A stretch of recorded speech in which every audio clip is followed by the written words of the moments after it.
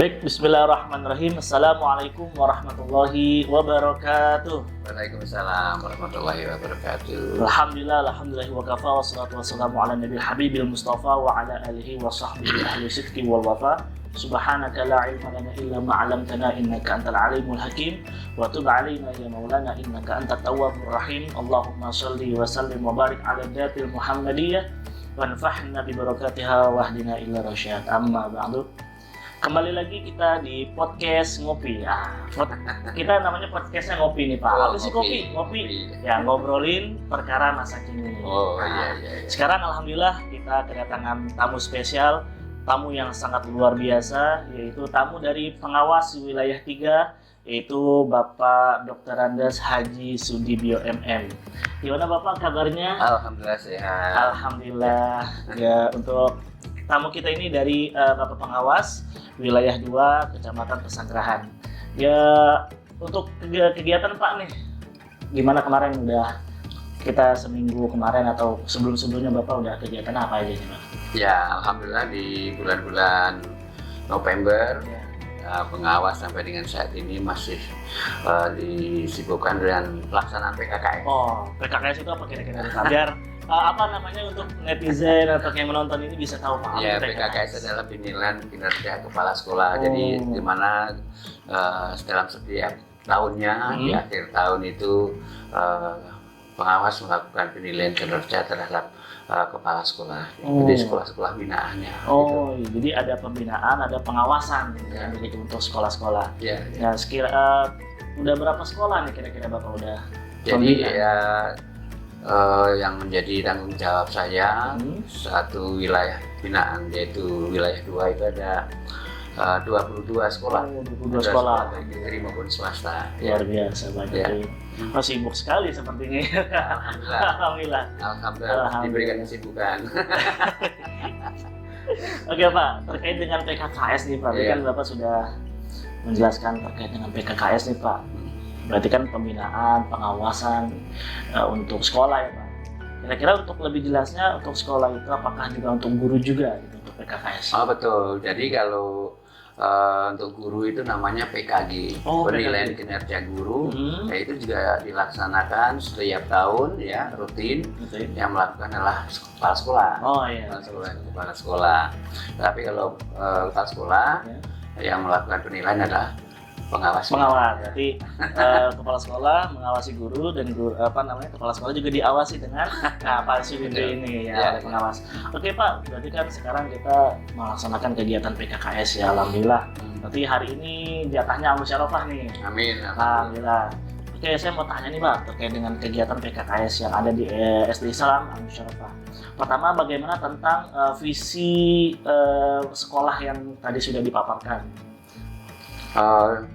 Setelah saya mencermati visinya cukup singkat tapi sangat bagus ya, di mana Al-Musyawarah memiliki visi yaitu terwujudnya peserta didik yang generasi Qur'ani ya, betul. Qur'ani yang berprestasi dan berakhlakul karimah. Jadi dia ada 3 poin kata kunci, yaitu Qur'ani, berprestasi dan berakhlakul karimah. Itu merupakan visi yang sangat bagus. Jika bisa terwujud tentunya sangat baik untuk peserta didik kita. Luar biasa. Walaupun dari visi sekolahnya itu singkat, padat namun mengena gitu. Ya. Dia ada 3 variabel di situ ya. Tadi terwujudnya generasi yang Qur'ani, berprestasi dan juga berakhlakul karimah. Ya. Nah, oke Pak, terkait dengan tadi visi sekolah, tentunya kita memiliki sekolah itu tidak hanya dilihat dari hanya visi saja, namun juga terkait dengan program sekolah nih Pak. Bagaimana kalau program sekolah yang sudah Bapak lihat di SD Islam Al-Musyawarah? Ya, saya lihat SD Islam Al-Musyawarah mempunyai program-program unggulan ya. Oh iya, betul. SD yang mungkin belum tentu dimiliki juga oleh sekolah lain ya. Oh iya. Di antaranya adalah ada tahsin, kemudian tahfiz ya. Dan lebih hebat lagi yaitu ada target, yaitu bagi siswa kelas atas ya, khususnya kelas 6 ya. Kelas 6. Ya, tamatan dari SD Al Musyarafah ini bisa hafal juz 30 dan juz 29 dari Al-Qur'an. Nah, ini tentunya luar biasa yang membanggakan kita semua, terutama bagi anak-anak dan orang tua ya. Yang mana anak-anak hafal daripada juz 30 ya, dan juga apabila masih mampu ya, ditingkatkan lagi sampai dengan menghafal juz 29. Oh, berarti targetnya memang dari juz 30 ya. Berarti kalau misalkan dia bisa lanjut nih, sekiranya dia bisa kuat gitu menghafalnya sampai dilanjutkan lagi tuh sampai juz 29. Mungkin bisa jadi nanti lanjut lagi gitu ya sampai 28 atau mungkin dari 1 gitu. Betul, dan dengan metode Umi ya. Iya, dengan metode Umi tadi saya lihat anak-anak tadi saya menyaksikan sendiri, menarik sekali. Anak-anak lebih mudah untuk mempelajarinya dan mempunyai ciri khas lagu ya. Irama yang menurut saya juga bagus ya. Dan para pengajarnya atau ustadz-ustadznya ini juga untuk bisa mengajarkan metode Umi ini melalui pelatihan ya, betul. Melalui pelatihan dan harus bersertifikat. Saya tadi bertanya kepada kepala sekolah seperti itu. Berarti istilahnya kudu ada sertifikasinya juga. Ya, betul. Jadi ya ibarat orang mau naik motor tuh kudu punya SIM. Ya, begitu saya. Kurang lebih gitu ya. Info dari kepala sekolah tadi seperti itu. Berarti untuk programnya tadi yang sudah dipaparkan itu dari tahsin dan tahfiz dengan menggunakan metode Umi gitu. Apakah ada program lain? Saya lihat juga ada di program unggulannya selain itu adalah dapur kreasi. Merupakan itu boleh katakan kegiatan yang menurut saya juga sangat positif untuk membina daripada bakat dan minat siswa, di mana siswa yang mempunyai bakat itu terus dibina dan dikembangkan oleh bapak dan ibu guru sehingga lebih maksimal. Berarti setiap ya Pak? Iya. Berarti setiap siswa berarti semua gitu. Tidak hanya tertentu saja. Terus yang lebih menarik lagi juga di bidang sarana prasarana nih saya lihat ya di SD Al Musyarafah ini semua ruangan kelas juga sudah menggunakan infocus sehingga pembelajarannya lebih menarik. Bapak ibu gurunya juga sudah menggunakan IT seperti sangat menarik. Dan juga saya lihat ada hal yang lain juga, yaitu seperti ada podcast nih. Nah, ini juga merupakan media yang positif. Nanti anak-anak bisa sharing di podcast ini ya tentang pengalamannya di. Berarti nggak cuma dari pihak guru atau dari orang luar saja, jadi anak ya bisa bagaimana sharing tentang pengalamannya ya yang dia rasakan selama sekolah di Al Musyarafah ini ya. Itu bisa anak-anak sharingkan. Kemudian saya lihat juga ada sarana yang luar biasa juga, ada Al-Musmar. Tentu ya, ada Al-Musmar ya. Yang mana di Al-Musmar itu seperti minimarket lah, yang menyajikan kebutuhan siswa sehari-hari sehingga anak-anak tidak harus keluar kalau ada kebutuhan, termasuk warga daripada Al Musyarafah, bapak ibu gurunya juga bisa belanja di situ. Jadi kalau saya jauh-jauh ke luar-luar lah. Positifnya apa yang disajikan di Al Musyarafah tentunya saya lihat ya lebih higienis ya, lebih sehat gitu. Iya. Tentunya dengan terjangkau juga sama anak-anak ya. Iya. Oke, untuk program sekolah juga tadi sudah kita bahas. Tentunya pasti yang namanya program sekolah pasti ada prestasi nih Pak. Terkait dengan prestasi sekolah itu, kira-kira untuk Al Musyarafah nih prestasinya? Ya kalau di tingkat kecamatan saya lihat banyak juga, bahkan ada yang sampai tingkat provinsi. Di renangnya kalau salah iya. renangnya kalau saya tadi Enggak. bincang-bincangkan kepala sekolah Oke, dan lihat dokumennya ada yang sampai di tingkat provinsi untuk renang. Oh, luar biasa. Iya. Jadi tadi sudah berbincang-bincang dengan Bapak Kepala Sekolah terkait dengan prestasi Al-Musyawarah. Tadi yang sudah disampaikan, kira-kira apa lagi tuh Pak selain hanya untuk berenang? Ada di bidang agama ya, tadi lomba apa saya agak lupa ya, tapi ada yang juga sampai ke tingkat kota ya. Oh, sampai di tingkat kota, betul-betul sekali. Oke Pak, berarti itu untuk prestasi sekolah. Saya ingin bertanyakan juga nih Pak untuk kegiatan eskul nih Pak. Kan tentu saja namanya siswa kita itu perlu adanya pembelajaran yang memang bersifat teoretis gitu, teori. Nah kalau untuk mengembangkan diri nih Pak, ekskul, kira-kira bagaimana Pak untuk Al-Musyawarah? Ya, saya lihat di Al-Musyawarah juga sudah menyelenggarakan berbagai eskul yang bagus, yang bervariasi ya. Ada tadi dari selain tahfiz tadi, kemudian juga target daripada hafalan Quran, ada juga kalau nggak salah itu marawis ya. Oh, marawis ya. Kalau kan bahasa kita mah bentabok. Ada tari ya, betul ya. Ada tari juga, ya. Kemudian ada lagi saya lihat tadi saya dibantu apa yang sudah diselenggarakan. Tadi ada marawis, ada tari, ada mewarnai juga. Oh, mewarnai, betul, mewarnai dan menggambar. Oh, ya, menggambar. Nah, ini menjadi penting bahwa ini untuk menurut saya terkait ekstrakurikuler ini ya terus dikembangkan, karena disinilah bagaimana sekolah bisa membantu memfasilitasi untuk tumbuh kembangnya daripada minat dan bakat siswa. Oh, betul sekali. Ya ibarat tanaman sebagus apapun bibit ya. Iya. Ya kalau kita letakkan di tanah yang tandus ya tidak akan tumbuh, bahkan mungkin kering atau busuk. Mati gitu. Berarti tanaman tuh kalau harus kalau kagak disiram, kagak ditanam di tanah artinya tidak ditaruh di tempat yang baik gitu, maka nggak bakal tumbuh gitu. Ya intinya kalau minat dan bakat siswa ini tidak dikenali, kemudian tidak dimotivasi, tidak dikembangkan, ya mungkin bahasanya melempem ya. Ya, bayangkan dia dari sejak kecil sampai tamat SD, berarti ya kira-kira 12 tahun bakat itu terpendam. Terpendam. Karena itu menjadi sangat penting bagi bapak dan ibu guru ya untuk bisa mengenali minat dan bakat setiap siswa. Setiap siswa. Jadi katakanlah Pak Guru mempunyai murid 32 gitu ya.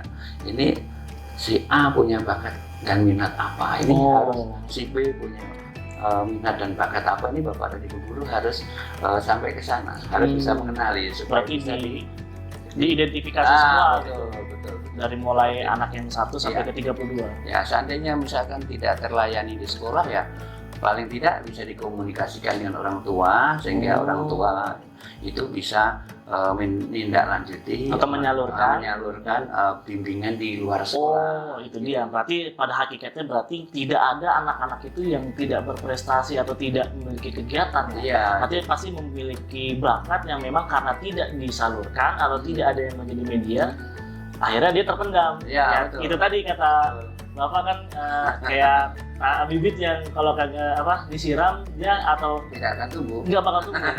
Bayangin tuh Pak. Ya kagak tidak dikasih media. Berarti dia 12 tahun itu Pak. 12 tahun, 6 tahun gitu dia di sekolah kagak disalurkan itu ya, berarti sayang sekali. Sebenarnya emang anak itu dia bisa berprestasi di bidang minat dan bakat. Oke Pak. Jadi untuk kegiatan ekskul kita sudah, berarti ini juga sebagai pengingat juga buat teman-teman untuk bisa mengikuti ekskul yang sudah berjalan di SD Islam Musyawarah gitu. Oke Pak, untuk Sarpras nih Pak, terkait dengan tadi Sarpras kita sudah dari awal sudah menyinggung sedikit. Untuk Sarpras sekolah nih Pak, dan juga pertama sih saya ingin bertanya tentang Sarpras di SD Islam Musyawarah dulu nih Pak. Kira-kira selama tadi Bapak mengawas dan juga mengamati, bagaimana sarana dan juga prasarana yang sudah tersedia di SD Islam Al-Musyawarah? Ya, jadi tadi sudah saya singgung beberapa ya, tapi ada hal yang masih menjadikan nilai dukung ya, Oh, nilai dukung untuk sekolah, yaitu saya lihat juga punya masjid ya. Oh iya, Ya, betul. jadi ini masjidnya ini masjid, kemudian ada perpustakaan, saya lihat Iya, ya. betul.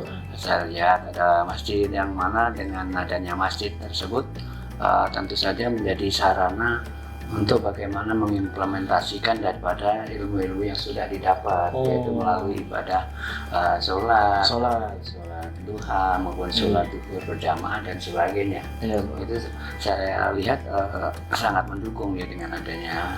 Selain itu juga saya rasa al-musyarakah aman ya, dia berada di lingkungan yang sangat aman dan cocok untuk belajar, artinya jauh dari kebisingan. Iya, betul sekali. Dan juga memang al-musyarakah ini di lingkungan pesantren juga lah ya. Betul. Jadi artinya tidak takut untuk terkait dengan ya, akhlak mereka, karena mereka juga dibina gitu ya.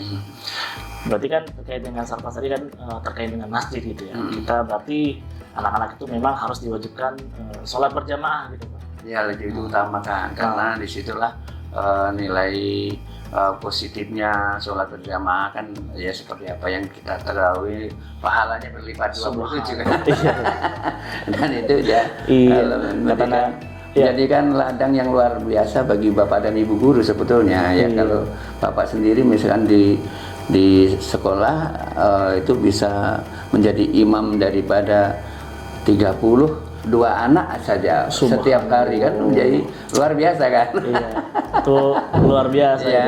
Itu sholat jamaah itu kan kalau kata Nabi Muhammad SAW ya, sholatul jamaah afdalu min sholatil fardhi bi 27. Sholat yang dilaksanakan secara berjamaah lebih baik atau lebih tinggi daripada orang yang sholat sendiri dengan perbandingan 27 derajat. Luar biasa. Artinya muridnya sini berapa nih? Muridnya misalkan taruh ada 300. Oh, 300. Berarti Bapak kepala sekolah ini jamaahnya tiap hari 300. Kali udah berapa ribu pahala yang udah kita itu. Ya, ladang pahala yang luar biasa. Oh, kita harus sholat jamaah. Laki-laki harus sholat di masjid.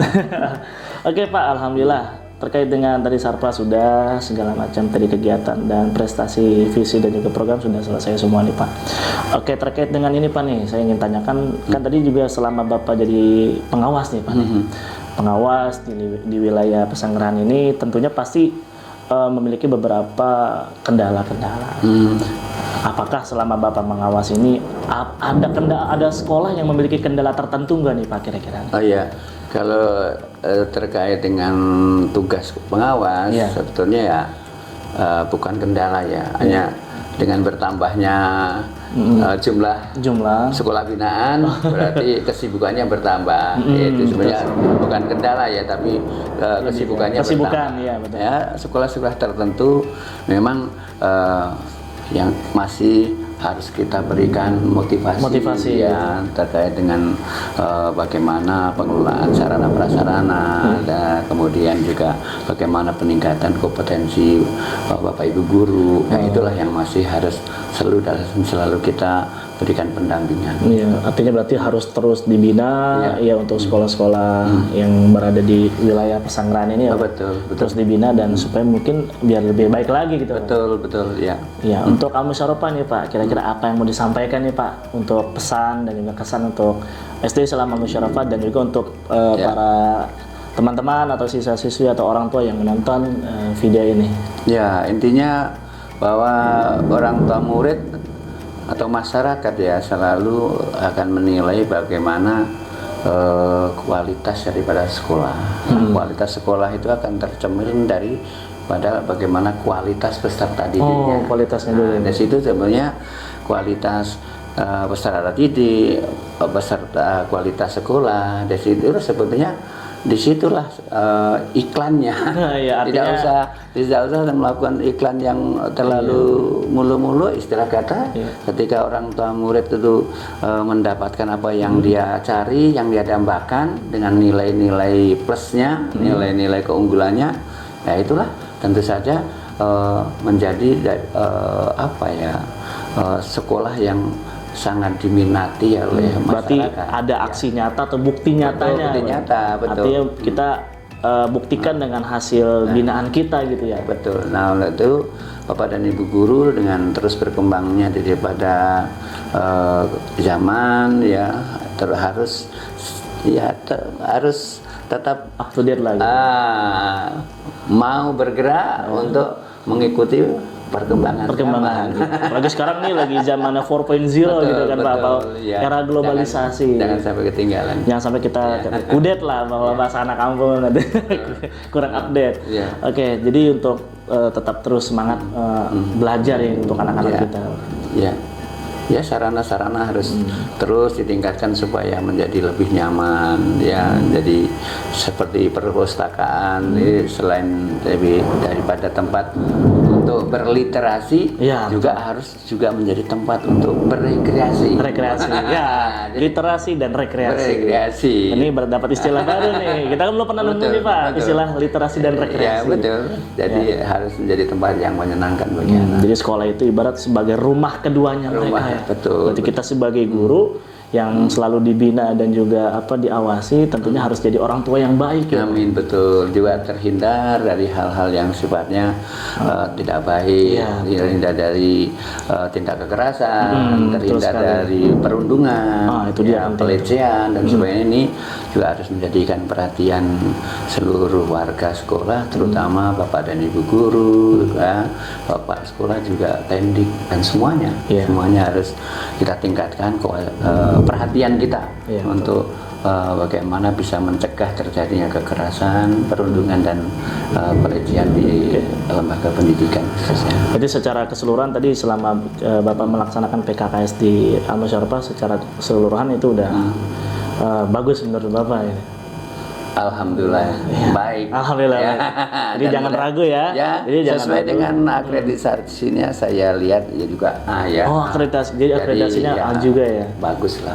Udah unggulan berarti. Jadi jangan ragu untuk mensekolahkan anaknya di putrinya di Al-Musyarafah. Mungkin itu aja sih Pak ya.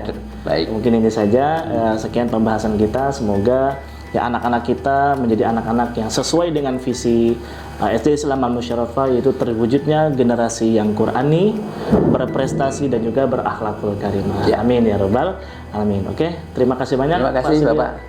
Terima kasih. Baik. Kita akhiri dulu podcast ngopi pada kali ini. Semoga di selanjutnya kita akan menjadi terus lebih baik lagi dan juga sekolah SD Islam Al-Musyarafah menjadi sekolah yang unggul di dalam mencetak generasi yang Qurani, berprestasi dan juga berakhlakul karimah. Sekian. Assalamualaikum warahmatullahi wabarakatuh. Waalaikumsalam warahmatullahi wabarakatuh. Mantap.